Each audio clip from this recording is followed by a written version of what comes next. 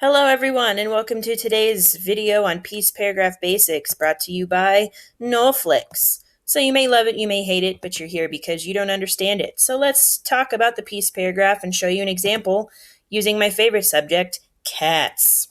If you don't like them, too bad. So let's start with the P in piece, which stands for point. In our example paragraph, our point is, a cat is a great animal to keep as a pet in your home. Firstly, the whole purpose of the point is to tell us exactly what this paragraph is about.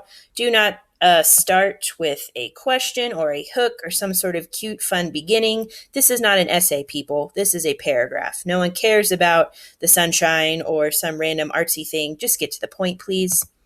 In the second part of piece, we have the introduction. In our example, we have Andy Sandy, a scientist from Harvard University, argues.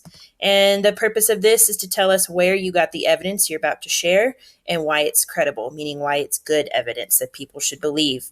So obviously we have a scientist from Harvard University. This is a very prestigious, very good university. So that tells us that this is both coming from Harvard and this is very good evidence.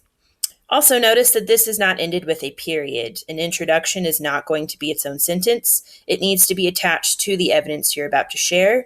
I can explain more in an in-depth video on the piece paragraph introduction. For the third section, we have evidence. And in our example paragraph, we have cats can boost your immune system by 66% and improve your mental health. So obviously the purpose of the evidence is to prove your point. People won't care about your point unless you have some evidence to back it up, right? Another thing you should notice again is that this is a continuation of the introduction. There's no period here. All of this is one giant happy sentence. And of course, don't forget your quotation marks. Notice we still have no period yet. Don't worry, it's coming. Just wait.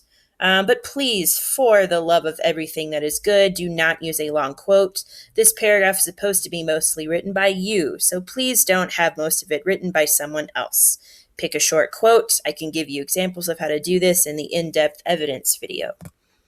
The fourth section of piece is a citation. This one gets funky, but just stick with me. So we've got parentheses, Sandy, 3 parentheses, and the period. So firstly, this shows us where to find the basics or the basic information of where to find this source that you got your evidence from. So this is actually the author's last name, the author of the quote, and then the page number of where we found this information. And notice we have finally got the period for this giant sentence. It goes after the parentheses. Please, if you do not have an author, don't do this. Just use the first few words of the title and put quotation marks around it, as you see here. Parentheses, quotation mark, first few words of the title, quotation mark 3, parentheses, period. Got that? Great. And finally, for our last section, it's the explanation. Get ready, kids, it's long.